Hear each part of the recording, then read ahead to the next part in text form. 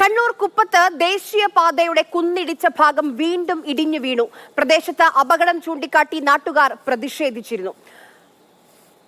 ആ ദൃശ്യങ്ങളാണ് നമ്മൾ കാണുന്നത്. ഇവിടെ ഒരു ദിവസം മഴ പെയ്തതേയുള്ളൂ. കേരളത്തിലേക്ക് കാലവർഷം എത്തിയിട്ടില്ല. 27-ാം തീയതി എത്തുമെന്നാണ് കാലാവസ്ഥാ നിരീക്ഷണ കേന്ദ്രത്തിന്റെ പ്രവചനം. ഒരു മഴ പെയ്തപ്പോഴേക്കും 40ഓളം കുടുംബങ്ങളുടെ ആശങ്കയിലാക്കിക്കൊണ്ട് അവരുടെ വീട്ടിലേക്ക് മണ്ണും ചെളിയും ഒക്കെ അടിഞ്ഞു കൂടുകയാണ്. ഇന്ന് രാവിലെ പെയ്ത പേമാരിയിലും അവർ റോഡിൽ കുത്തിയിരുന്ന് പ്രതിഷേധിക്കുകയായിരുന്നു. ഒരു ഇടപെടൽ വേണം എന്നുള്ളതാണ് അവർ പറയുന്ന ഒരു കാര്യം. ഫെലിക്സ് നമുക്കൊപ്പം അവിടെ നിന്ന് വിവരങ്ങളും ദൃശ്യങ്ങളും പ്രതികരണവുമായി ചേരുന്നുണ്ട്. ഫെലിക്സ്, ഇന്ന് രാവിലെയൊക്കെ നാട്ടുകാരുടെ ഭാഗത്ത് നിന്ന് കൂടുതലും സ്ത്രീകളായിരുന്നു. അവരുടെയൊക്കെ വലിയ പ്രതിഷേധമാണ് ആ ഭാഗത്ത് കണ്ടത്. പ്രതിഷേധം അവസാനിച്ചോ? ഇവർ മുന്നോട്ട് വെക്കുന്ന ആവശ്യം എന്താണ്? ഇന്നലെ ഇവരുമായി ജില്ലാ കളക്ടർ സംസാരിച്ചിരുന്നു. എന്തെങ്കിലും സാധ്യതയുണ്ടോ ഇവരുടെ ആശങ്കകൾക്ക് ഒരു പരിഹാരം കാണാൻ?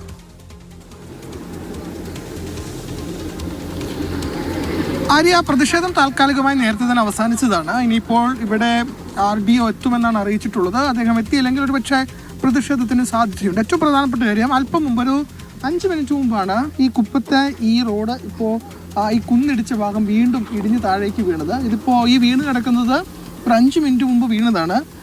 പക്ഷേ അത് കുറച്ച് മാറിയാണ്. ഇപ്പോൾ ഒരുപക്ഷെ അത് മുഴുവനായി ഇടിഞ്ഞ് വീഴുകയാണെങ്കിൽ റോഡിലേക്ക് തന്നെ വീഴാൻ സാധ്യതയുണ്ട്. അങ്ങനെ വീണാൽ ആ സമയത്ത് വാഹനങ്ങൾ പോവുകയാണെങ്കിൽ തീർച്ചയായിട്ടും വാഹനങ്ങളുടെ മുകളിലേക്കും വീഴാനും സാധ്യതയുണ്ട്. ഇപ്പോഴും ഓരോ നിമിഷവും ഇത് ഇടിഞ്ഞുകൊണ്ടിരിക്കുകയാണ്. വിണ്ട് കീറിയ ഭാഗങ്ങളാണ് ഇങ്ങനെ ഇടിഞ്ഞ് താഴേക്ക് വീണുകൊണ്ടിരിക്കുന്നത്. ഇപ്പോൾ മഴ മാറിയിട്ടുണ്ടെങ്കിലും കഴിഞ്ഞ ദിവസങ്ങളിലും ഇന്ന് ഉച്ചവരെയും ശക്തമായ മഴ അനുഭവപ്പെട്ടൊരു സ്ഥലം കൂടിയാണ്. അപ്പോൾ അതുകൊണ്ട് ഈ മഴ ഇപ്പോൾ മാറിയെങ്കിലും നല്ല രീതിയിൽ വെള്ളം ഇറങ്ങിയിട്ടുണ്ട്.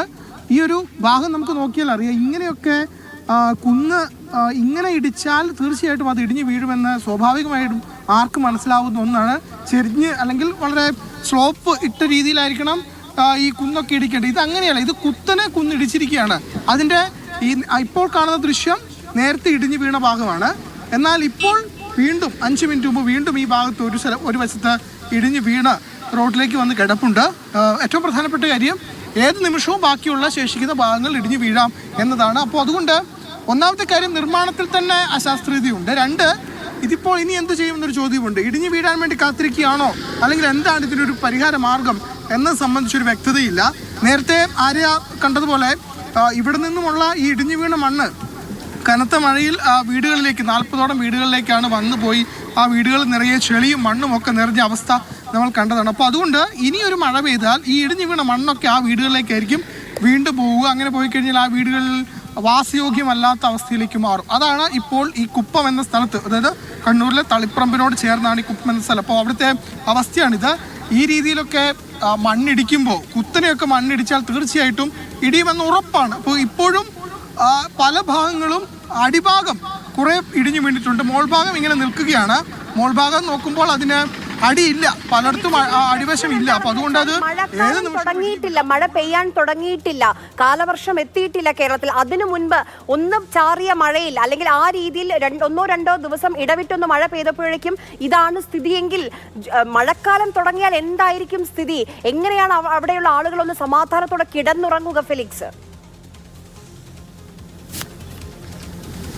തീർച്ചയായിട്ടും അത് വളരെ പ്രധാനപ്പെട്ട ചോദ്യമാണ്. ഇത് റോഡാണ്, അതായത് മുകളിലെ ഒരു റോഡിൻ്റെ ഭാഗമാണ് അല്പം മുമ്പ് തകർന്നു വീണത്. അതായത് ഒരുപക്ഷെ സർവീസ് റോഡാക്കി മാറ്റാൻ തീരുമാനിച്ച വശം, ആ വശമാണ് അതിൻ്റെ ഒരു ഭാഗം അടർന്ന് താഴേക്ക് വീണിട്ടുള്ളത്. അപ്പോൾ ഇത് ഇപ്പോൾ ആര് സൂചിപ്പിച്ച പോലെ തന്നെ മഴക്കാലമായിട്ടില്ല, മഴ തുടങ്ങിയതേ ഉള്ളൂ. ആ സമയത്താണ് ഇങ്ങനെ ഇത്തരമൊരു അതീവ ഗുരുതരാവസ്ഥ ഉണ്ടാവുന്നത്. അപ്പോൾ നമുക്കറിയാം ദേശീയപാത എത്രത്തോളം എല്ലായിടങ്ങളിലും ദേശീയപാതയ്ക്കായി മണ്ണ് പലയിടങ്ങളിലും കുന്നിടിച്ചിട്ടുണ്ട്. അപ്പോൾ അതൊക്കെ തന്നെ ആളുകളെ സംബന്ധിച്ചിടത്തോളം ആശങ്ക ഉണ്ടാക്കുന്നുണ്ട് എന്നതാണ്. അതുകൊണ്ട് അതിൽ ഒരു പരിഹാരം വേണം എന്നതാണ്. എന്താണ് നിങ്ങളിപ്പോൾ ഈ നാട്ടുകാരല്ലേ, അപ്പോൾ ഇപ്പോഴും ഇത് ഇടിഞ്ഞ് വീണിരുന്നു. ഇപ്പോൾ എന്താണ് നിങ്ങളുടെ ഒരു അവസ്ഥ? ശരിക്കും ഒന്നും ഫുള്ളായിട്ട് ഇടിയാൻ സാധ്യത അപ്പോൾ അങ്ങനെ അതേ മാതിരിയുണ്ട്. ഇങ്ങനെ കുത്തനെ ഇടിച്ചുകൊണ്ടാണ് ഈ പ്രശ്നം. നിങ്ങൾ പരാതി കൊടുത്തല്ലേ? പരാതി കൊടുത്ത് ഇപ്പോൾ 2 മണിക്ക് കളക്ടറേറ്റ് സംസാരിക്കാറുണ്ട്. ഇതിപ്പോ ഇത് ഈ കുത്തനെ ഇടിഞ്ഞ് കിടക്കുന്നതുകൊണ്ട് ഇനി വീഴാൻ സാധ്യതയുണ്ടല്ലേ? ഫുള്ളായിട്ട് അത് പോകും. അത് അങ്ങനത്തെ മണ്ണല്ലേ, അത് കളിമണ്ണല്ലേ, ബലം കുറഞ്ഞ മണ്ണാണ്. ബലം കുറഞ്ഞ മണ്ണായിരുന്നു. ഇപ്പോൾ ഇനിയിപ്പോ ഈ ഇടിഞ്ഞ മണ്ണ് ഇനിയും മഴ പെയ്താൽ വീടുകളിലേക്ക് പോകും. മൊത്തം വീട് റോഡിന്റെ താഴെ. അപ്പോൾ അതാണ് ആളുകളുടെ ഒരു പ്രധാനപ്പെട്ട ആശങ്ക. റോഡിന് താഴെ നിറയെ വീടുകളാണ്, റോഡിന് മുകളിൽ ഈ ഇടിച്ച മണ്ണ് വീണ്ടും വീണുകൊണ്ടിരിക്കുന്നു. അപ്പോൾ അതാണ് ഇപ്പോഴത്തെ അവസ്ഥ. ഏതായാലും ഈ മണ്ണ് ഇപ്പൊ ഏതായാലും അടുത്ത മഴയിൽ ഏതായാലും ഇത് താഴേക്ക് വീഴും, അതായത് വീടുകളിലേക്ക് ഇരച്ചെത്തുമെന്ന കാര്യത്തിൽ സംശയമില്ല. ഇതാണ് ഇവിടുത്തെ അവസ്ഥ. അപ്പൊ അതുകൊണ്ട് കളക്ടർ അല്പസമയത്തിനകം ഇവിടെ എത്താമെന്ന് അറിയിച്ചിട്ടുണ്ട്. കളക്ടറോ ആർ ഡി ഒ ആരെങ്കിലും ഇവിടെ എത്താൻ സാധ്യതയുണ്ട്. അങ്ങനെ നാട്ടുകാരുമായി സംസാരിച്ചൊരു ശാശ്വത പരിഹാരം. ആർഡിഒയും അവിടേക്ക് എത്തുമ്പോൾ ഞാൻ ഫെനിക്സിലേക്ക് മടങ്ങി വരാം. എന്നാലും ദേശീയപാതയിലെ വിളയിൽ ഇതിപ്പോൾ ഇവിടെ നിന്നുള്ള ഭാഗം, അതായത് കണ്ണൂർ തളിപ്പറമ്പിൽ നിന്നുള്ള ദൃശ്യങ്ങളാണ് ഫെലിക്സ് നമ്മുടെ മുന്നിലേക്ക് എത്തിച്ചത്. ഇത് മാത്രമല്ല, മലപ്പുറത്ത് 3 ഇടങ്ങളിൽ സമാനമായ രീതിയിൽ ആശങ്കയായി 6 വരി പാതയിലെ വിള്ളൽ നിലനിൽക്കുന്നുണ്ട്. അതോടൊപ്പം തന്നെ തൃശ്ശൂർ ചാവക്കാടുണ്ട്. തൃശ്ശൂർ ചാവക്കാട് മണത്തലയിലാണ് ഈ രീതിയിൽ വിള്ളൽ കണ്ടിട്ടുള്ളത്. അവിടെയും വലിയ രീതിയിലുള്ള പ്രതിഷേധമൊക്കെ ഇന്ന് പ്രതിപക്ഷ യുവജന സംഘടനകളുടെ ഭാഗത്ത് ഉയർന്നിരുന്നു. നമുക്കൊപ്പം അതിഥികൾ ചേരുന്നുണ്ട്. അതോടൊപ്പം നിങ്ങൾക്ക് പ്രേക്ഷകർക്ക് വിളിക്കേണ്ട നമ്പർ താഴെ സ്ക്രോൾ ചെയ്യുന്നുണ്ട്. വിളിച്ച് നിങ്ങളുടെ അഭിപ്രായങ്ങൾ ഞങ്ങളോട് പങ്കുവെക്കാം. നമുക്ക് അതിഥികളിലേക്ക് പോകാം. മുസ്ലിം ലീഗ് പ്രവർത്തകനായ അലി അക്ബർ, അദ്ദേഹത്തിന്റെ സ്വദേശം കൂരിയാടാണ് മലപ്പുറത്ത് ആദ്യം വിള്ളൽ കണ്ട ഒരു മേഖല. അതോടൊപ്പം തന്നെ ചാവക്കാട് സ്വദേശിയും പൊതുപ്രവർത്തകരും കോൺഗ്രസ് അനുഭാവിയുമായ ഷാനവാസും നമുക്കൊപ്പം അതിഥിയായി ചേരുന്നുണ്ട്. ആദ്യം നമുക്ക് ഷാനവാസിലേക്ക് പോകാം. ഷാനവാസ, എന്താണ് ചാവക്കാടെ സാഹചര്യം? ഇങ്ങനെ ഈ വിള്ളൽ കണ്ടു, ഇതുവരെ പരിശോധനയ്ക്ക് പോലും ആരും എത്തിയിട്ടില്ല എന്നാണ് ഞങ്ങൾക്ക് അവിടെ നിന്ന് അറിയാൻ കഴിയുന്നത്. ഷാനവാസ് ഞങ്ങളെക്കാൾ കൂടുതൽ വിവരങ്ങൾ അറിയുന്നുണ്ടാകും. എന്താണ് അവിടെ സംഭവിച്ചത്? എന്തെങ്കിലും ഇടപെടൽ ഉണ്ടാകുന്നുണ്ടോ അധികാരികളുടെ ഭാഗത്ത് നിന്ന്? ഷാനവാസ്, അധികാരികളുടെ ഭാഗത്തു നിന്ന് ഈ നിമിഷം വരെ യാതൊരു ഇടപെടലുകളും ഉണ്ടായിട്ടില്ല. ഇന്നലെയാണ് ഈ സംഭവം സോഷ്യൽ മീഡിയ വഴി അതുവഴി നടന്നു പോയിരുന്ന ഒരാള് സോഷ്യൽ മീഡിയ വഴി ഇത് ക്യാമറയിൽ പകർത്തി സോഷ്യൽ മീഡിയ വഴി അറിയിച്ചത്. ഇന്ന് രാവിലെ മുതല് ഞങ്ങളവിടെ തമ്പടിച്ച് അതിനു വേണ്ട നടപടികൾ അധികാരികളുമായി ബന്ധപ്പെട്ടുകൊണ്ടിരിക്കുകയാണ്. ഈ നിമിഷം വരെ യാതൊരു ഷാനവാസ്, ഞാൻ പറയുന്നത് കേൾക്കാമോ ഷാനവാസ്? അതായത് താങ്കളുടെ വീഡിയോ അതൊന്ന് മാറ്റൂ, അത് ഓഫ് ആക്കി വെച്ചിരിക്കുകയാണ്. വീഡിയോ, ഓഡിയോ മാത്രമാണ് കിട്ടുന്നത്.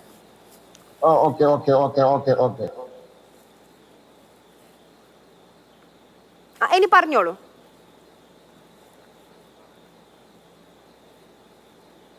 ഹലോ, പറഞ്ഞോളൂ. ഈ നിമിഷം വരെ ഇതിനൊരു ശാശ്വതമായ ഒരു പരിഹാരവും കണ്ടെത്താൻ കഴിഞ്ഞിട്ടില്ല. ശാസ്ത്രീയമായ രീതിയിൽ വേണ്ടത്ര പഠനം നടത്താതെ തികച്ചും അശാസ്ത്രീയമായ രീതിയിലുള്ള നിർമ്മാണങ്ങളാണ് ഇവിടെ നടന്നിട്ടുള്ളത്. ഇതാണ് നമുക്ക് ഈ സംഭവത്തിലൂടെ നമുക്ക് കാണാൻ കഴിയുന്നത്. യാതൊരുവിധ പരിഹാരവും ഇതുവരെ ഉണ്ടാക്കാൻ കഴിഞ്ഞിട്ടില്ല. ഞങ്ങൾ റോഡ് ഉപരോധം നടത്തി അതിന് പ്രതിഷേധം രേഖപ്പെടുത്തി. ആ പ്രതിഷേധം പോലീസ് വന്ന് ഇടപെട്ട് ഉറപ്പ് തന്നിരുന്നു. പക്ഷെ ഞങ്ങൾക്ക് ഇതുവരെ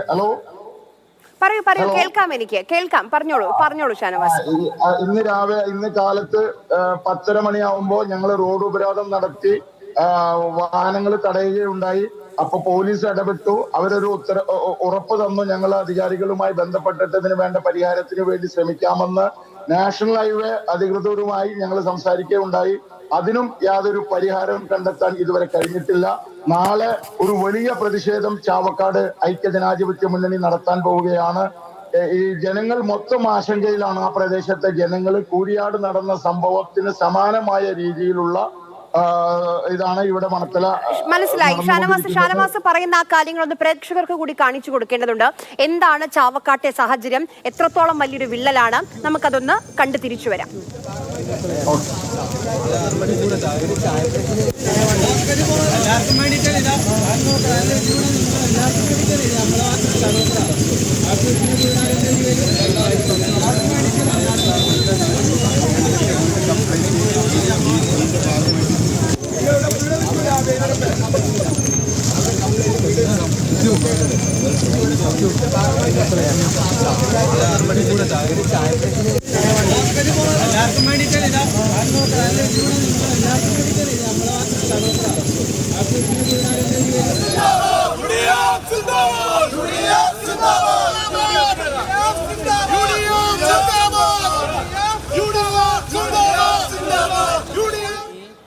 താൽക്കാലിക അറ്റകുറ്റപ്പണി അതിന് മുകളിൽ അറ്റകുറ്റപ്പണി നടത്താനാണ്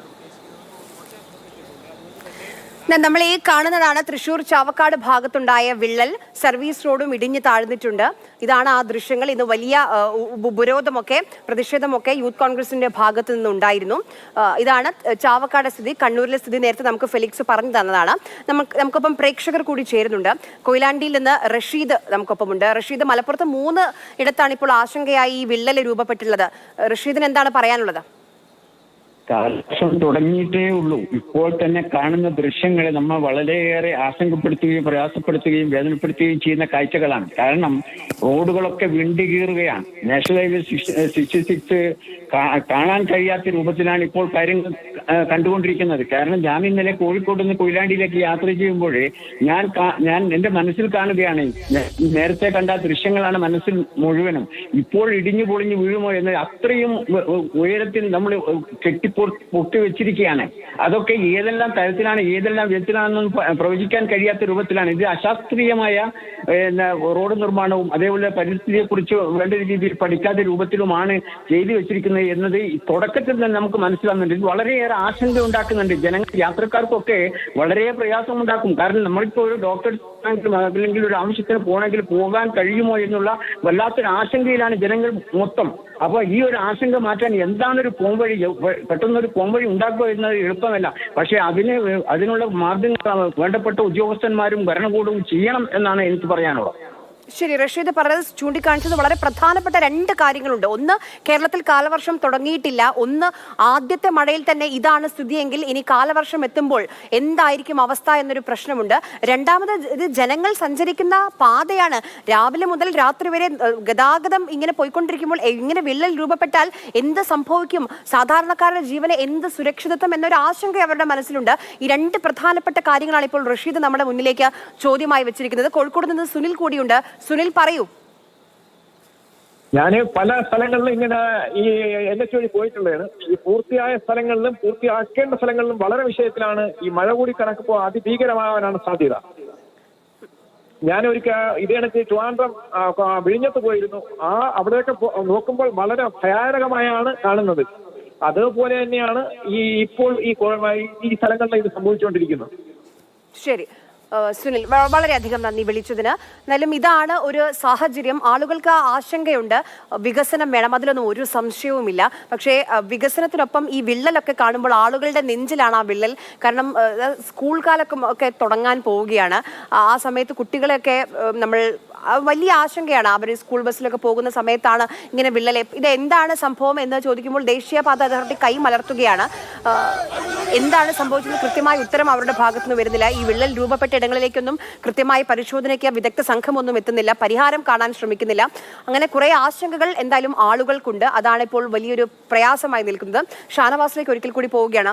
ഷാനവാസ്, ഇപ്പം ഈ ദൃശ്യങ്ങൾ, ഈ കണ്ണൂരിലേക്ക് ദൃശ്യങ്ങൾ കാണുമ്പോൾ നമ്മുടെ മനസ്സിലേക്ക്, എൻ്റെ മനസ്സിലേക്ക് ആദ്യം ഓടി വന്ന ഒരു കാര്യമെന്ന് പറയുന്നത് ഷിരൂരാണ്. നമുക്ക് ഓർമ്മയുണ്ട്, അർജുന് വേണ്ടി തെരച്ചിൽ നടന്ന സമയത്ത് നമ്മൾ ആ ദൃശ്യങ്ങളൊക്കെ നമ്മുടെ മലയാളികൾക്കൊക്കെ പരിചിതമായ ദൃശ്യങ്ങളാണ്. ആ ദൃശ്യങ്ങളിൽ ഇതുപോലെ ഒരു കുന്ന് നിൽക്കുന്നു, ആ കുന്ന് ഇടിഞ്ഞാണ് ആ ലോറിക്ക് മുകളിലേക്കൊക്കെ വീഴുന്നത്. അതുപോലെയൊന്നും ഉണ്ടാകുമെന്നല്ല, പക്ഷേ അതൊക്കെ നമ്മുടെ മനസ്സിലൊരു ദുസ്വപ്നമായി, ഒരു പേടി സ്വപ്നമായി ഇന്നും അവശേഷിക്കുന്നുണ്ട്. അപ്പം ഇതിന് ഈ കണ്ണൂരിലേക്ക് സാഹചര്യം നോക്കുകയാണെങ്കിൽ കഴിഞ്ഞ മഴക്കാലത്തും ഇവരുടെ വീടുകളിലേക്കൊക്കെ ഈ ചെളിയും മണ്ണും ഒക്കെ വന്നിരുന്നു. അപ്പോൾ ഒരു വർഷക്കാലം ഇവർക്കുണ്ടായിരുന്നു, മഴയില്ലാത്ത ഒരു വർഷക്കാലം ഉണ്ടായിരുന്നു. എന്ത് ചെയ്തു? ഒന്നും ചെയ്തില്ല എന്നുള്ളതാണ്. ഹലോ ഷാനവാസ്, പറയൂ. ഈ ജൂൺ മാസം തുടങ്ങിയാൽ മഴ വരുമെന്ന് എല്ലാവർക്കും അറിയുന്നതാണ്. കാലവർഷം ആരംഭിക്കാൻ ഇരിക്കുന്നതേ ഉള്ളൂ. ഒരു ചെറിയ മഴ വരുമ്പോഴത്തേക്കും കോടിക്കണക്കിന് രൂപ ചെലവിട്ട് നിർമ്മിച്ച ഈ ദേശീയപാതയുടെ റോഡ്, അവിടെ ഗതാഗതം ആരംഭിച്ചിട്ടില്ല. നാഷണൽ ഹൈവേ 66 എന്ന് പറയുന്നത് കേരളത്തിലെ ഒരു പ്രധാനപ്പെട്ട ദേശീയപാതയാണ്. അവിടെ ആയിരക്കണക്കിന് വാഹനങ്ങൾ പോകേണ്ട സ്ഥലമാണ്. ഇപ്പോ സ്കൂൾ തുറക്കാനായി. അവിടെയുള്ള ഒരു മഴ വരുമ്പോഴത്തേക്കും തൊട്ടടുത്ത പ്രദേശത്തൊക്കെ ചെളിവെള്ളവും ഈ നാഷണൽ ഹൈവേയിൽ നിന്ന് ഒഴുകിയിട്ട് എല്ലാ വീടുകളിലേക്കും പ്രവേശിക്കുകയാണ്. ആ പ്രദേശത്തെ ജനങ്ങൾ മൊത്തം ഭീതിയിലാണ്. അപ്പൊ ഇതിന് ശാശ്വതമായ ഒരു പരിഹാരം എന്നുള്ളത് ഒരു പുനർനിർമ്മാണം തന്നെയാണ്. കാരണം അതിന്റെ അശാസ്ത്രീയമായ രീതിയിലാണ് അത് നിർമ്മിച്ചിട്ടുള്ളത്. അത് വളരെ വ്യക്തമാണ്. അത് അധികാരികളുടെ മുന്നിൽ ഞങ്ങൾ ശ്രദ്ധയിൽപ്പെടുത്തിയിട്ടുണ്ട്. അത് ആ അശാസ്ത്രീയമായ രീതിയിൽ നടപ്പിച്ചത് മാറ്റി അതിന് ശാസ്ത്രീയമായ രീതിയിൽ പഠനം നടത്തിക്കൊണ്ട് വേണം അവിടെ പുനർനിർമ്മാണം നടത്താൻ. എങ്കിൽ മാത്രമേ ഇതിന് ശാശ്വതമായ ഒരു പരിഹാരം കണ്ടെത്താൻ കഴിയൂ എന്നുള്ളതിൽ യാതൊരു സംശയവുമില്ല. ശരി, ഞാൻ താങ്കളിലേക്ക് മടങ്ങി വരാം. ഷാനവാസ്, ഇപ്പം അലി അക്ബർ കൂടി നമുക്കൊപ്പം ചേരുന്നുണ്ട്. ശ്രീ അലി, കൂരിയാട്ടെ സാഹചര്യമാണ് ഏറ്റവും ആദ്യം നമ്മൾ കേട്ടത് കൂരിയാട്ടെ കാര്യമായിരുന്നു. താങ്കൾ അവിടെ ഉള്ള ആളാണ്, അതുകൊണ്ട് ചോദിക്കുകയാണ്, എന്താണ് അവിടുത്തെ ഒരു സാഹചര്യം? ആളുകളൊക്കെ എന്താണ് പറയുന്നത് അലി? ആളുകൾ വളരെ ആശങ്കാകുലരാണ്. കാര്യം നമുക്കറിയാം, അവിടെ ഈ അശാസ്ത്രീയ നിർമ്മാണം നടത്തുന്ന ഘട്ടത്തിൽ തന്നെ നാട്ടുകാർ കൃത്യമായി അധികാരികളുടെ ശ്രദ്ധയിൽപ്പെടുത്തിയിട്ടുണ്ട്. മാത്രമല്ല, സ്ഥലം വേങ്ങര പഞ്ചായത്തിൻ്റെ 23-ാം വാർഡാണ്. ആ പഞ്ചായത്ത് ബോർഡ് റെസൊല്യൂഷൻ എടുത്ത് അധികാരികൾക്ക് NHA അധികൃതർക്ക് അയച്ചു കൊടുത്തിട്ടുണ്ട്. അതുപോലെ തൊട്ടടുത്ത മുനിസിപ്പാലിറ്റിയായിട്ടുള്ള തിരുരങ്ങാടി മുനിസിപ്പാലിറ്റിയും. പക്ഷെ അതിനൊക്കെ തമസ്കരിച്ചു കൊണ്ടാണ് അധികാരികൾ മുന്നോട്ട് പോയത്. അതിൻ്റെ ഒരു ദുരന്തമാണ് ഇപ്പം കൂരിയാട് പ്രദേശത്ത് നമ്മൾ കണ്ടിട്ടുള്ളത്. ഈ കൂരിയാട് എലിവേറ്റഡ് പാതയായിരുന്നു വേണ്ടത് എന്ന അഭിപ്രായമൊക്കെ ഉയർന്നു കേൾക്കുന്നുണ്ട്. ഈ ആദ്യഘട്ട സമയത്ത്, ഈ പഠനമൊക്കെ നടന്ന സമയത്ത് ഇതുമായി ബന്ധപ്പെട്ട് കാര്യങ്ങൾ പ്രദേശവാസികൾ പറഞ്ഞിരുന്നു. ഇതാണ് ഇങ്ങനെ ഒരു ബദൽ നിർദ്ദേശം മുന്നോട്ട് വന്നിരുന്നു ആ സമയത്ത്. തീർച്ചയായും നിങ്ങളുടെ ചോദ്യം വളരെ പ്രസക്തമാണ്. കാര്യം എന്ന് വെച്ചാൽ, ഈ NHAയുമായി ബന്ധപ്പെട്ട് NHA 66-ന്റെ നിർമ്മാണവുമായി ബന്ധപ്പെട്ട് ഒരു അവ്യക്തത തുടക്കം മുതലേ ഉണ്ട്. അത് ജനപ്രതിനിധികൾ, പ്രത്യേകിച്ച് MLA-മാർ, ബഹുമാനായ കുഞ്ഞാലിക്കുട്ടി സാഹിബ് അടക്കമുള്ള MLA-മാർ, എല്ലാ MLA-മാരും പറഞ്ഞിരുന്നതാണ്. കൃത്യമായി അതിൻ്റെ ഒരു പ്ലാനോ പ്രപ്പോസലോ കാര്യമായി ജനങ്ങളിലേക്ക് ലഭ്യമായിരുന്നില്ല. റോഡ് പോകുന്ന ഏരിയ ഏതാണ്ട് മാർക്ക് ചെയ്തു. എന്താണ് റോഡിൻ്റെ സ്വഭാവം എന്നോ, അത് ഏത് രൂപത്തിലേക്കാണ് പോകുന്നു എന്നോ, സർവീസ് റോഡിൻ്റെ ഉയരം എത്രയാണോ ഒന്നും വ്യക്തമല്ലായിരുന്നു. നമ്മുടെ നേരത്തെ പറഞ്ഞുകൊണ്ടിരുന്നത് അവിടെ എലിവേറ്റഡ് ഹൈവേ വേണം എന്ന് വെച്ചാൽ ഫ്ലൈ ഓവറോ അല്ലെങ്കിൽ വളാഞ്ചേരി വട്ടപ്പാറയിലും എഡ്രിക്കോട് വയലിലും ഒക്കെ ഉണ്ടാക്കിയതുപോലെ വയഡക്റ്റോ ഒക്കെ വേണമെന്നാണ് ജനങ്ങൾ നിരന്തരമായി ആവശ്യപ്പെട്ടിരുന്നത്. അവിടുത്തെ ലോക്കൽ ബോഡീസിലടക്കമുള്ള ജനപ്രതിനിധികൾ അത് തന്നെയായിരുന്നു പറഞ്ഞിരുന്നത്. പക്ഷെ ഒരു ഘട്ടത്തിലും ജില്ലാ വികസന അതോറിറ്റിയിലും അത് പറഞ്ഞിരുന്നു. ഒരു ഘട്ടത്തിലും അധികാരികൾ അത് കേട്ടില്ല. അതിൻ്റെ വലിയ വില കൊടുക്കേണ്ടി വന്നതാണ് ഇപ്പം കണ്ടുകൊണ്ടിരിക്കുന്ന ഈ വലിയ ദുരന്തം എന്ന് പറയുന്നത്. ഞാനിപ്പോൾ കൂരിയാട്ടെ നിന്നാണ് വരുന്നത്. ഈ വരുന്ന നിമിഷവും അവിടെ തകർച്ചയെ അഭിമുഖീകരിച്ചുകൊണ്ടിരിക്കുകയാണ്. ഇത് നമ്മൾ മനസ്സിലാക്കേണ്ടത്, കൂരിയാട് പാടശേഖരത്തിലൂടെയാണ് ഈ റോഡ് കടന്നു പോകുന്നത്. നേരത്തെ നമ്മുടെ കേരള സംസ്ഥാന രൂപം കൊണ്ടതിന് ശേഷം 56 വർഷം ഇപ്പം അവിടെ നമ്മൾ ഈ പണി തുടങ്ങാൻ വേണ്ടി NHA 66-ന്റെ KNRC ഏറ്റെടുത്ത വർക്ക് തുടങ്ങാൻ വേണ്ടി പൊളിക്കുന്ന മുമ്പ് 56 വർഷം നമ്മൾ കോഴിക്കോട്ടേക്ക് സഞ്ചരിച്ച ഒരു റോഡ് അവിടെ ഉണ്ടായിരുന്നു. കന്യാകുമാരിയിൽ നിന്ന് കാസർകോട്ടേക്ക് സഞ്ചരിച്ച ഒരു റോഡ് അവിടെ ഉണ്ടായിരുന്നു. പക്ഷേ ഏറ്റവും കുറഞ്ഞത് ആ റോഡിൻ്റെ സ്ഥിതിയെങ്കിലും അധികാരികൾ പഠിക്കാൻ ശ്രമിക്കേണ്ടിയിരുന്നു. ഇന്നിപ്പോൾ ഒരു ആശാവാഹമായ ഒരു തീരുമാനം ഉണ്ടായിട്ടുള്ളത്, ബഹുമാന്യായ ഞങ്ങളുടെ MP കൂടിയായിട്ടുള്ള ET മുഹമ്മദ് ബഷീർ സാഹിബ് ഇന്ന് ആദരണീയനായ കേന്ദ്ര ഉപരിതല ഗതാഗത വകുപ്പ് മന്ത്രി നിതിൻ ഗഡ്കരിയെ സന്ദർശിക്കുകയും അദ്ദേഹം നമുക്കൊക്കെ പ്രതീക്ഷ നൽകുന്ന രൂപത്തിലേക്ക് ഒരു വാർത്ത നമുക്ക് തന്നിട്ടുണ്ട്. അത് മറ്റൊന്നുമല്ല, നമുക്ക് ഈ കരാറുകാരൻ KN റെഡ്ഡി എന്ന് പറയുന്ന ഈ കരാറുകാരനെ ഡിബാർ ചെയ്യുകയും അതുപോലെ ഈ പിന്നെ സാങ്കേതികമായ അഡ്വൈസ് കൊടുത്ത എഞ്ചിനീയറിംഗ് ടീം ആരാണോ അവർക്ക് അതിന് കൃത്യമായ നടപടികൾ കൈക്കൊള്ളാനും അതുപോലെ അവർക്ക് കൃത്യമായ നടപടികൾ നേടിയേണ്ടി വരും പറഞ്ഞിട്ടുണ്ട്. അതോടൊപ്പം IIT-യുടെ വിദഗ്ധരായ ഒരു ടീമിനെ ഞാൻ അവിടേക്ക് നിയോഗിക്കുമെന്ന് അദ്ദേഹം പറഞ്ഞിട്ടുണ്ട്. ആശാവഹമാണ്. നിതിൻ ഗഡ്കരി എന്ന് പറയുന്ന വളരെ വൈബ്രന്റ് ആയിട്ടുള്ള കേന്ദ്ര ഉപരിതല ഗതാഗത മന്ത്രിയുടെ എന്തായാലും അല്പസമയം മുൻപാണ്, ഇന്ന് രാവിലെയാണ് ET മുഹമ്മദ് ബഷീർ നിതിൻ ഗഡ്കരിയെ കണ്ടത്. ഡീബാർ ചെയ്താൽ മാത്രം മതിയോ എന്നുള്ള ഒരു ചോദ്യമുണ്ട്. കാരണം ഇതിന് എന്ത് പരിഹാരം എന്നുള്ള കാര്യമുണ്ട്. ആ പരിഹാരം കൂടി നമ്മൾ കണ്ടെത്തേണ്ടതുണ്ട്. ഞാൻ താങ്കളിലേക്ക് മടങ്ങി വരാം. നമുക്കിപ്പോൾ പ്രേക്ഷകർ കൂടി ചേരുന്നുണ്ട്. എഴുപുതയിൽ നിന്ന് ഇയോ വർഗീസ് ഉണ്ട്. ഇയോ, പറയൂ, എന്താണ് തോന്നുന്നത് ഈ വിള്ളലൊക്കെ കാണുമ്പോൾ, ഈ വാർത്തകളൊക്കെ കേൾക്കുമ്പോൾ? ഈ റോഡിന്റെ വീഴ്ചകൾ വരുന്നത് ശരിക്കും പണി ഏറ്റെടുത്തിട്ടുള്ള ആളുകളുടെ കുഴപ്പം കൊണ്ടാണ്. ഇത് കേരളത്തിൽ വല്ലപ്പോഴും മഴ പെയ്യുന്ന സ്ഥലമല്ല, കേരളത്തിൽ എപ്പോഴും മഴ പെയ്യുന്ന സ്ഥലമാണ്. ചെറിയ മഴ വന്നപ്പോൾ തന്നെ ഹൈവേ വിണ്ട് കീറി എന്നുള്ളത് പണിക്കാരൻ കൂടുതൽ കാശുണ്ടാക്കാൻ വേണ്ടി ചെയ്ത പ്രവൃത്തിയാണത്. അതിന്റെ ശിക്ഷ അവർക്ക് തന്നെ നൽകണം. നമ്മുടെ രാജ്യത്ത് ഒരു കുഴപ്പമുള്ളത്, രാഷ്ട്രീയക്കാരനും ഉദ്യോഗസ്ഥനും വീതം കൊടുത്തു കഴിഞ്ഞാൽ എന്തും ആകാം എന്നൊരു അവസ്ഥയുണ്ട്. ആ അവസ്ഥയുടെ ഭാഗമാണ് അത്. ജനങ്ങൾ നന്നായാലേ ഇവരും ഒക്കെ നന്നാവുള്ളൂ. ശരിയെന്നാ, ഓക്കെ. ശരി. കണ്ണൂരിൽ നിന്ന് ദേവദാസ് കൂടിയുണ്ട്. ദേവദാസ്, ഇപ്പൊ കണ്ണൂര് പലയിടങ്ങളിലും 40ഓളം വീടുകളിലൊക്കെ ഈ ആദ്യത്തെ മഴയിൽ തന്നെ വീട്ടിലേക്കൊക്കെ ചെളി കയറുന്നു. ഓവുചാലുകൾ നിറഞ്ഞൊഴുകി വീടുകളിലേക്ക് വെള്ളം എത്തുന്നു. ചളിവെള്ളമാണ്, മണ്ണ് അടിഞ്ഞെത്തുന്നുണ്ട്. അപ്പം ഒരു ചെറിയ ആശങ്കയുണ്ട് ജില്ലയിൽ പല ഭാഗങ്ങളിലും. ദേവദാസ് എവിടെയാണ് താമസിക്കുന്നത്? അവിടെ എന്തെങ്കിലും പ്രശ്നമുണ്ടോ? ഞാൻ കണ്ണൂർ എളയാവൂർ എന്ന് പറഞ്ഞ സ്ഥലത്താണ്. അവിടെ പിന്നെ വയലാണ്. വയൽ ക്രോസ് ചെയ്തിട്ടാണ് ഈ റോഡ് ഇത് പോകുന്നത്. ആ അത് പിന്നെ ഏകദേശം ഒരു 300 മീറ്ററോളം എലിവേറ്റഡ് ആണ്. ആ അപ്പൊ അത് ആ പറഞ്ഞു- ഭാഗത്ത് അത് പ്രശ്നമുണ്ടോ? ആ ഭാഗത്ത് തന്നെയാണ് ഏറ്റവും വലിയ പ്രശ്നം. ഓ എലിവേറ്റഡ് വന്നത് എന്ന് പറഞ്ഞാല് ഈ മറ്റേ പറമ്പ് പ്രദേശത്താണ്. ആ ഓ ആ ഇവര് വയല് മൊത്തത്തിൽ എന്ന് പറഞ്ഞാല് ഇവര് മണ്ണിട്ടിട്ട് റോഡാക്കുന്ന ഏകദേശം 15 മീറ്റർ ഉയരത്തില്. ഹലോ, അപ്പൊ ഈ നിർമ്മാണത്തിന്റെ സമയത്ത് ഈ പ്രശ്നം ആരെങ്കിലും ഒക്കെ പറഞ്ഞിരുന്നോ? ഈ പ്രശ്നങ്ങൾ പറഞ്ഞ് എല്ലായിടത്തും എത്തി. മറ്റേ MP സുധാകരനും എല്ലാവരും ഇടപെട്ടു. പക്ഷെ ഇവര് ഇതില് ഒരു ഇതും വരുന്നില്ല. ഇതെന്നു പറഞ്ഞാൽ ഈ വെള്ളം ഒഴുകുന്നതിന് ക്രോസ് ആയിട്ടാണ് ഈ റോഡ് നിർമ്മിക്കുന്നത്. അപ്പൊ വെള്ളത്തിന് ഒഴുകി പോകാൻ സ്ഥലമില്ല, വെള്ളത്തിന് ഒഴുകി പോകാനുള്ള സംവിധാനം ഇല്ല. ഇവിടെ ഒരു കാനാമ്പുഴ എന്ന് പറഞ്ഞ ഒരു ചെറിയ തോട് പുഴയും അതിന് കടിയും ചെറിയൊരു തോടും. പക്ഷെ മഴക്കാലത്ത് എന്ന് പറഞ്ഞാല് ഞാനെല്ലാം ഇതിന്റെ കരമൽ താമസിക്കുന്നതാണ്. നമ്മളെ വീട്ടിലെല്ലാം സാധാരണ വെള്ളം കയറും മഴക്കാലത്ത് വെള്ളം കൂടുമ്പോ. മനസ്സിലായി. ഇപ്പം ഈ റോഡിന്റെ പണി തുടങ്ങിയാൽ എല്ലാ വർഷവും വെള്ളക്കയറ്റത്തിൽ നമ്മളെ വീടിന്റെ അകത്ത് വെള്ളമാണ്. അപ്പൊ അവരോട് നല്ല മഴ പെയ്യുന്നതിന് മുമ്പ് തന്നെ വീട്ടിലേക്ക് വെള്ളം കയറും. മുന്നേ തന്നെ കയറുമായിരുന്നു. ഒരു പിന്നെ ഞാൻ 20 വർഷമായി ഇവിടെ വീടെടുത്തിട്ട് 2-3 പ്രാവശ്യം ഇവിടെ വെള്ളം കയറി 20 വർഷത്തിലിടക്ക്. പക്ഷെ ഇവര് റോഡ് പണി തുടങ്ങിയിട്ട് 4 വർഷം. ഈ 4 വർഷവും ഇവിടെ വെള്ളം കയറി. അപ്പോ ഇവിടെ എന്ന് പറഞ്ഞാല് ഈ റോഡ് ക്രോസ് ആയിട്ട് വരുന്നുണ്ടെന്ന് പറഞ്ഞാല് ഏകദേശം അങ്ങേ കുറെ ഒരു 10 കിലോമീറ്റർ അപ്പുറത്ത് വരുന്ന വെള്ളം ഒഴുകിയിട്ട് കടലിലേക്ക് പോകുന്ന വഴിയാണ് നമ്മളെ വയല്. അതാണ് തടസ്സപ്പെടുത്തിയത് അല്ലേ? അത് തടസ്സപ്പെടുത്തിയിട്ടെന്ന് പറഞ്ഞാല് ഇപ്പം വെള്ളം ഏകദേശം ഇപ്പം വീഡിയോ ആണെങ്കിൽ കാണിക്കാൻ പറ്റുമായിരുന്നു. അത്ര ഉയരത്തിൽ ഇപ്പൊ ഇവിടെ വെള്ളം കെട്ടി നിൽക്കുക. ഓ ഏതാ ഭാഗം?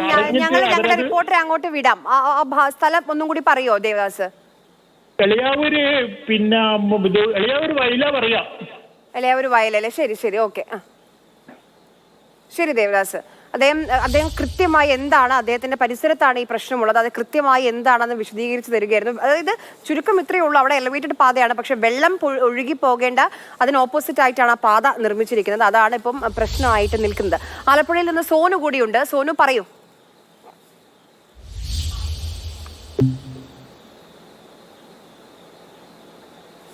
സോനുവിന്റെ കോള് കട്ടായി തോന്നുന്നു, തിരിച്ചു വരാം.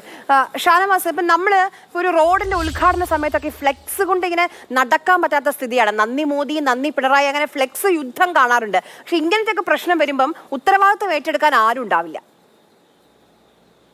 ഇവിടെ ഉത്തരവാദിത്തപ്പെട്ട ജനപ്രതിനിധികൾ ഈ പ്രശ്നത്തിൽ ഇതുവരെ കൈകാര്യം ചെയ്തിട്ടില്ല. ഇവിടെ കേന്ദ്രമന്ത്രി സുരേഷ് ഗോപിയുടെ മണ്ഡലമാണ്, തൃശൂർ പാർലമെന്റ് മണ്ഡലത്തിൽപ്പെട്ടതാണ്. അദ്ദേഹം ഈ നിമിഷം വരെ ഇതുമായി ബന്ധപ്പെട്ടിട്ട് യാതൊരു ഇടപെടലുകളും നടത്തിയിട്ടില്ല. ഇവിടെ ഒരു ഗുരുവായൂരിന്റെ MLA ഉണ്ട്, അദ്ദേഹം ഇടപെട്ടിട്ടില്ല. ഫ്ലക്സുകളൊക്കെ അപ്രത്യക്ഷമായിരിക്കുന്നു. കാരണം ജനങ്ങളുടെ ആശങ്ക അകറ്റാൻ യാതൊരു നടപടികളും അധികാരികൾ ഉണ്ടായില്ല. അല്പം മുമ്പ് ദേശീയപാതയുടെ ഒരു ഉദ്യോഗസ്ഥൻ വരികയും ഞാൻ സംസാരിക്കാൻ വന്നപ്പോ എനിക്കൊരു തിരക്കുണ്ടെന്ന് പറഞ്ഞ് അദ്ദേഹം പോവുകയാണ് ഉണ്ടായത്. ഇത്തരം നിരുത്തരവാദിത്ത രീതിയിലുള്ള പ്രവർത്തനങ്ങളും ഉദ്യോഗസ്ഥരുടെ ഭാഗത്തു നിന്ന് ഉണ്ടാവുന്നത് ഇതില് വളരെയധികം ആശങ്കയുണ്ട്. 2013 അന്നത്തെ സ്ഥലം MP ആയിരുന്ന ശ്രീ TN പ്രതാപൻ ഈ ആശങ്കകൾ ഉന്നയിച്ച് പാർലമെന്റിൽ സബ്മിഷൻ ഉന്നയിച്ചിട്ടുള്ളതാണ്. പക്ഷെ ഇതുവരെ അത് പരിഹാരം കാണാത്ത രീതിയിൽ നിലനിൽക്കുകയാണ്. ഈ പ്രദേശത്തെ ജനങ്ങൾ മൊത്തം കൂരിയാട് നടന്നത് നമുക്കറിയാം. അത് മറ്റെവിടെയും സംഭവിക്കാതിരിക്കട്ടെ എന്ന് പ്രാർത്ഥിക്കുകയാണ്. പക്ഷെ ആ പ്രദേശത്തെ ജനങ്ങൾക്ക് ഇതുണ്ട്. കാരണം ഇത് പ്രൊട്ടക്ഷൻ വാൾ, അത് തള്ളിപ്പോകുന്ന ഒരവസ്ഥയാണ് ഉണ്ടായിട്ടുള്ളത്. ഈ ബ്രിഡ്ജിന്റെ തൊട്ടടുത്തുള്ള പ്രൊട്ടക്ഷൻ വാള് അതിന് വിള്ളൽ സംഭവിച്ചിരിക്കുന്നു. മഴവെള്ളം ചെളിയും ഈ റോഡിലൂടെ താഴോട്ട് ഇറങ്ങിക്കഴിഞ്ഞാൽ അത് നേരെ ഈ വാള് തള്ളി ഇപ്പോൾ സമാന്തര പാതയിലൂടെയാണ് വാഹനങ്ങൾ പോകുന്നത്. അത് വലിയൊരു ഭീതി വരുത്തും, വലിയൊരു ദുരന്തത്തിന് ഇടവരുമെന്നുള്ള ഒരു ആശങ്ക. പ്രധാനപ്പെട്ട കാര്യമാണ് അലി അക്ബർ, അത് തന്നെയാണ് എനിക്ക് താങ്കളോടും ചോദിക്കുന്നത്. ഇപ്പൊ കൂരിയാട് ഈ ആദ്യത്തെ ദിവസം ഈ വിള്ളൽ കണ്ടു. ആദ്യത്തെ ആ ഒരു സമയത്ത് കുറച്ച് മണിക്കൂറുകൾ ഗതാഗതം നിയന്ത്രിച്ചു, വഴിതിരിച്ചു വിട്ടു. പക്ഷെ അത് കഴിഞ്ഞ് സാധാരണ രീതിയിലേക്ക് റോഡ് ഗതാഗതം എത്തുകയാണ്. അപ്പൊ ആ വിള്ളലിന് എന്തെങ്കിലും പരിഹാരം കാണാതെ, അത് പൂർത്തിയാക്കാതെ ഈ സാധാരണ നിലയിലേക്ക് ഗതാഗതം പോകുമ്പോൾ അത് വർദ്ധിക്കുകയല്ലേ ചെയ്യുകയുള്ളൂ. അതുമായി ബന്ധപ്പെട്ട് അവിടേക്ക് വന്ന ഉദ്യോഗസ്ഥരോട് സംസാരിച്ചിരുന്നു നിങ്ങളടക്കമുള്ള പൊതുപ്രവർത്തകർ? ശ്രീമതി ആര്യ കൃത്യമായി സംസാരിച്ചിരുന്നു, അവരുടെ ശ്രദ്ധയിൽപ്പെടുത്തിയിരുന്നു. പക്ഷേ അവർ എന്തൊക്കെ അവിടെ ചെയ്യുന്നുണ്ട്, ഞങ്ങൾ ഇന്നൊരു വിദഗ്ധ സമിതി അവിടെ 3 പേര് സന്ദർശിക്കുമെന്ന് പറഞ്ഞിട്ടുണ്ട്. ഏതാണെങ്കിലും ഇപ്പം ജനങ്ങൾ ആശങ്കരായിട്ടാണ് ഉള്ളത്. ഗവൺമെൻറ്റിൻ്റെ ഭാഗത്തുനിന്ന് എന്ത് നിലപാട് സ്വീകരിക്കുന്നു എന്നുള്ള നോക്കി കണ്ടുകൊണ്ടിരിക്കുകയാണ്. ഞാൻ നേരത്തെ പറഞ്ഞത് ഒന്നുകൂടി കംപ്ലീറ്റ് ചെയ്യാം. അവിടെ ശാശ്വതമായ പരിഹാരം എന്ന് പറയുന്നത് നമുക്ക് ഫ്ലൈ ഓവറോ അല്ലെങ്കിൽ വയഡക്റ്റോ ആണ്. നിങ്ങൾ പറഞ്ഞതുപോലെ എലിവേറ്റഡ് ഹൈവേ ആണ്. കേന്ദ്രമന്ത്രി അത് തന്നെയാണ് മലപ്പുറം MP ആയിട്ടുള്ള ET മുഹമ്മദ് ബഷീറിനെ അറിയിച്ചിട്ടുള്ളതും. ആ തലത്തിൽ മുന്നോട്ട് പോകാൻ മാധ്യമപ്രവർത്തകരായ നിങ്ങളുടെയൊക്കെ സഹായം ഉണ്ടാവണം. നാം മനസ്സിലാക്കേണ്ടത് കൂരിയാട് പാടശേഖരത്താണ് ഈ വിള്ളലുണ്ടായി എന്ന് പറഞ്ഞു. ഇതുപോലെ പല സ്ഥലങ്ങളും ഉണ്ട്. ഇതൊരു സ്ഥലം മാത്രമല്ല. നിങ്ങൾക്കത് പരിശോധിച്ചോ നോക്കിയാൽ അറിയാം. ഈ NH 66 ഈ റീച്ചിനകത്ത് ഇതുപോലുള്ള അശാസ്ത്രീയ നിർമ്മാണം നമുക്ക് പ്രകടമാണ്. നമ്മളൊരു യുക്തി വെച്ച് തന്നെ, നമ്മൾ വലിയ ടെക്നിക്കൽ എക്സ്പേർട്സ് ഒന്നുമല്ല, നമ്മളെ സാമാന്യ യുക്തി വെച്ച് തന്നെ നമ്മൾ പരിശോധിക്കുകയാണെങ്കിൽ പ്രഥമ ദൃഷ്ടിയ നമുക്കത് ബോധ്യപ്പെടും. അതുകൊണ്ട് തന്നെയാണ് ഇന്ന് എടരിക്കോടിനടുത്തുള്ള മമ്മാലിപ്പടിയിലും വിള്ളലുണ്ടായി എന്ന് പറയുന്നത്. അതുപോലെ വളാഞ്ചേരിയിലും തൃശ്ശൂർ ചാവക്കാടും പല ഭാഗങ്ങളിലും ഈ വർക്കിൻ്റെ അശാസ്ത്രീയത തന്നെയാണ്. അതുകൊണ്ട് ഇത് റീസ്ട്രക്ചർ ചെയ്യേണ്ട സ്ഥലങ്ങളിൽ റീസ്ട്രക്ചർ ചെയ്യുകയും ഇതിൻ്റെ ശാസ്ത്രീയമായ ഇതിൻ്റെ പൂർണ്ണമായ പഠനം ഒരു വിദഗ്ധ സമിതിയെ കൊണ്ട് അന്വേഷിപ്പിക്കുകയും വേണം. എന്നിട്ട് എന്താണോ പരിഹാരം അത് അങ്ങനെ മുന്നോട്ട് കൊണ്ടുപോവുക മാത്രമേ കരണീയമായ മാർഗമുള്ളൂ. നാം മനസ്സിലാക്കേണ്ടത് 90% പണി പൂർത്തിയാക്കിയ ഒരു ഹൈവേയുടെ അവസ്ഥയാണിത്. സാധാരണഗതിയിൽ ആയിരക്കണക്കിന് വാഹനങ്ങൾ മണിക്കൂറുകൾക്കകം കടന്നു പോകേണ്ട കാലിക്കറ്റ് എയർപോർട്ടും അതുപോലെ കോഴിക്കോട് പട്ടണവും കാലിക്കറ്റ് യൂണിവേഴ്സിറ്റിയൊക്കെ തൊട്ടടുത്ത ഒരു വിളിപ്പാട് അകലെയാണ് ഇതൊക്കെ ഉള്ളത്. ഇത്രമാത്രം വലിയ ഗതാഗത തിരക്ക് നേരിടുന്ന ഗതാഗത കുരുക്കുണ്ടാകുന്ന ഈ ഹൈവേക്കകത്ത് ഭാഗ്യം കൊണ്ടാണ് വളരെ കുറഞ്ഞ ആളുകൾക്ക് മാത്രം അപകടം കൊണ്ട് നമുക്ക് രക്ഷപ്പെട്ടത്. അല്ലെങ്കിൽ വലിയ തോതിലുള്ള വ്യാപകമായ വലിയ തോതിലുള്ള ദുരന്തമായിരുന്നു അവിടെ ഉണ്ടാകേണ്ടിയിരുന്നത്. ദൈവം കാത്തു എന്ന് മാത്രമാണ് അതിനകത്ത് നമുക്ക് പറയാൻ സാധിക്കുക. ഏതാണെങ്കിലും അധികാരികൾ, പ്രത്യേകിച്ച് ഇന്നലെ ഗവൺമെന്റിന്റെ 4ാം വാർഷികമായിരുന്നു, കേരള ഗവൺമെന്റ് 2ാം പിണറായി സർക്കാരിന്റെ. ഇവിടെ തൊട്ടടുത്ത പ്രദേശത്തെ മന്ത്രി ശ്രീമാൻ മുഹമ്മദ് റിയാസ് ഉണ്ടായിട്ടും ആ പ്രദേശത്തേക്കൊന്ന് വന്നു നോക്കിയില്ല എന്നുള്ളത് കുറ്റകരമായ അനാസ്ഥയായി നാട്ടുകാരും ഞങ്ങൾ പൊതുപ്രവർത്തകരും കാണുകയാണ്. ഇതുവരെ ജില്ലാ കളക്ടർ മലപ്പുറം ജില്ലാ കളക്ടർ ആ സ്ഥലം പരിശോധിക്കാനോ വന്ന് കാണാനോ തയ്യാറായിട്ടില്ല. കേവലമായ റവന്യൂ വകുപ്പ് ഉദ്യോഗസ്ഥർ മാത്രമാണ് അവിടെ സന്ദർശിച്ചത്. അപ്പം അതുകൊണ്ട് ഇത്തരം കാര്യങ്ങളിലൊക്കെ ഉപേക്ഷ വരുത്താതെ ഗവൺമെന്റ് കൺസ്ട്രക്റ്റീവായിട്ട് ഇടപെടാൻ തയ്യാറാകണമെന്ന് നമ്മൾ ആവശ്യപ്പെടുകയാണ്. ഇല്ല എങ്കിൽ സ്വാഭാവികമായി നമുക്ക് പ്രതിഷേധം ഉയരുക തന്നെ ചെയ്യും. കാരണം ഇതിൽ രാഷ്ട്രീയത്തിനപ്പുറം ഇത് സാധാരണക്കാരായ മനുഷ്യരെ ബാധിക്കുന്ന പ്രധാനപ്പെട്ട ഒരു വിഷയമാണ്. ദേശീയപാതയിലൂടെ നമ്മൾ ഓരോരുത്തരും സഞ്ചരിക്കുന്നതാണ്. അപ്പോൾ ഇങ്ങനെ വിള്ളൽ കാണുമ്പോൾ അത് അശാസ്ത്രീയമായ നിർമ്മാണം എന്ന പരാതി ഉയരുന്നു. ഒരു മറുപടിയും ഇല്ലാതെ നിൽക്കുകയാണ് ദേശീയപാത അതോറിറ്റി. ക്രെഡിറ്റ് എടുക്കാൻ മാത്രം മുന്നോട്ട് വന്നാൽ പോരാ, ഉത്തരവാദിത്തം ഏറ്റെടുക്കാൻ കൂടി ആളുകൾ ഉണ്ടാകണം, അതിന് ബന്ധപ്പെട്ട അധികൃതർ ഉണ്ടാകണം. അല്ലാതെ ചോദ്യങ്ങൾ ഉയരുമ്പോൾ, വിമർശനങ്ങൾ ഉയരുമ്പോൾ ഇത് ഞാനല്ല ഇത് അവരാണ് എന്ന് പറഞ്ഞ് കൈ കഴുകുകയല്ല വേണ്ടത്.